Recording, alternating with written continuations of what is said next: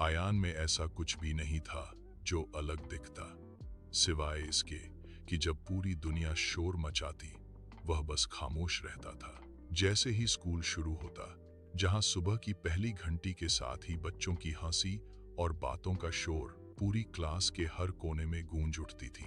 सवालों के जवाब में मासूम हाथ उठते और जवाब इतनी फुर्ती से आते कि पूरी क्लास आवाजों से चहक उठती।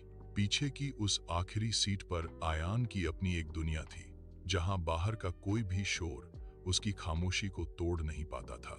उसके हाथों में एक छोटी लकड़ी की नाव होती। वह उसे पकड़े रहता, जैसे उस नाव में उसके सारे अनकहे ख्याल तैरते हों। शिक्षक जब भी उससे कोई जवाब पूछते, तो आयान कुछ बोलने के बजाय बस अपनी पलकें झुका लेता। जब बच्चे उससे बात करने की कोशिश करते, वह बस एक हल्की सी मुस्कान दे देता, मानो उसकी खामोशी ही सब कुछ कह रही हो। घर की चारदीवारी में आयान का अपना एक अलग और प्यारा सा जहां था, जहां उसकी खामोशी पर कभी कोई सवाल नहीं खड़ा किया जाता था। दादी उसे बस चुपचाप देखती रहती और उन बारीकियों को पढ़ लेती थी जिन्हें दुनिया अक्सर अनदेखा कर देती थी। उनकी नजर में आयान की खामोशी कोई खालीपन नहीं थी, बल्कि वह अपने आप में एक पूरी जुबान थी। वो बोलता तो है, बस उसके पास शब्द नहीं है। वो हमेशा बड़े ही सुकून और बेपनाह मोहब्बत के साथ कहती थी। बारिश की एक दोपहर, जब आसमान धीरे धीरे गहरा रहा था, स्कूल में एक नए शिक्षक की आहट सुनाई दी। मिस एलिना अपने साथ एक ऐसी शांत ऊर्जा लेकर आई जिसने बिना कुछ कहे ही पूरी क्लास के माहौल को एक नई शक्ल दे दी। पहले ही दिन उनकी आंखों ने वो सब देख लिया जिसे लोग अक्सर नजरअंदाज कर देते थे।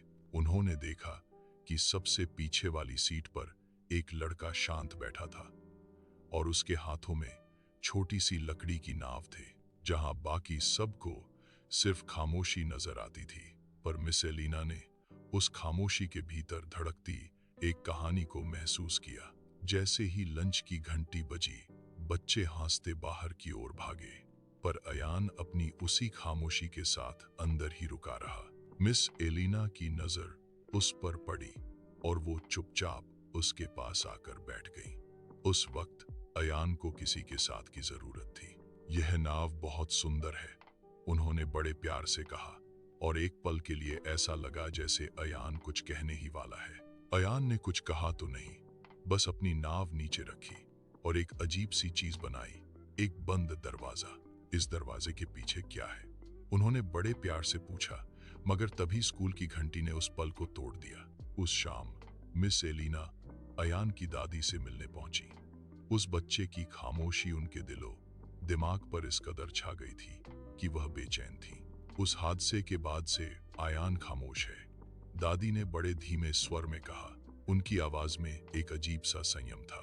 आयान के माता पिता मछुआरे थे और उनका आखिरी वादा यही था कि वे डूबते सूरज से पहले वापस आ जाएंगे। मगर उस बदकिस्मत शाम तूफान की रफ्तार उम्मीदों से कहीं तेज थी और उन लहरों ने उन्हें हमेशा हमेशा के लिए अपने आगोश में ले लिया। आयान ने उस रात इंतजार किया, फिर अगली सुबह, और फिर न जाने कितने दिनों तक, मगर उसका इंतजार खत्म न हुआ। उस दिन के बाद से शब्दों का बोझ उसके लिए असहनीय हो गया और धीरे धीरे अयान ने बोलना ही छोड़ दिया।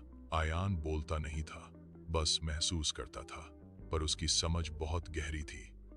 क्लास में शोर शराबा शुरू हो गया, मगर आयान वह खामोशी से हर चेहरे को पढ़ रहा था। कमरे के दूसरे कोने में एक बच्चा चुपचाप रो रहा था और पूरी कोशिश कर रहा था कि किसी की नजर उस पर न पड़े। आयान की नजर फौरन उस पर पड़ी और उसने बिना एक लफ्ज कहे बड़ी खामोशी से उसकी मेज की तरफ एक टिश्यू रख दिया। आयान के लफ्ज खामोश थे, पर उसकी कोशिशें सब कुछ बयां कर देती थीं जो वाकई उसे समझना चाहते थे।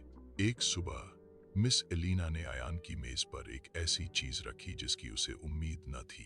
उस छोटे से दरवाजे को देखते ही अयान जैसे पत्थर का हो गया।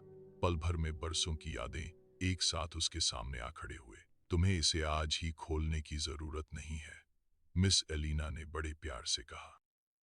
कांपते हाथों से अयान ने धीरे से वह दरवाजा खोला।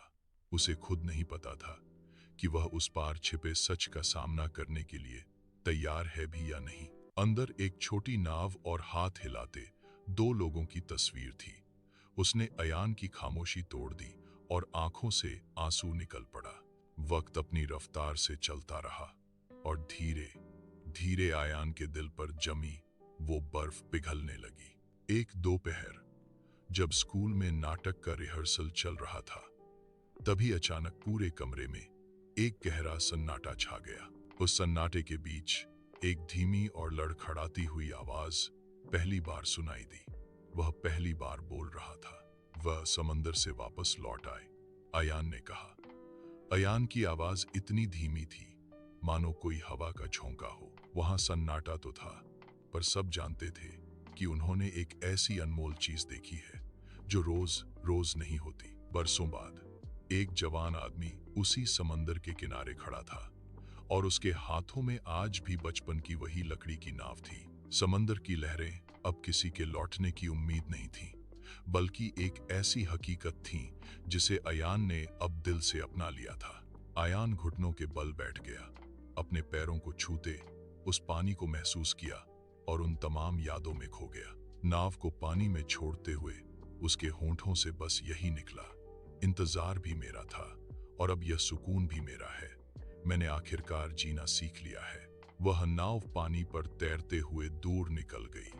वह अब यादों को एक जगह बांध कर नहीं, बल्कि उन्हें अपने साथ आगे लेकर जा रही थी। पहली बार अयान के चेहरे पर एक ऐसी मुस्कान खिली जिसमें कोई दर्द न था। उस मुस्कान में अब उदासी का कोई साया न था।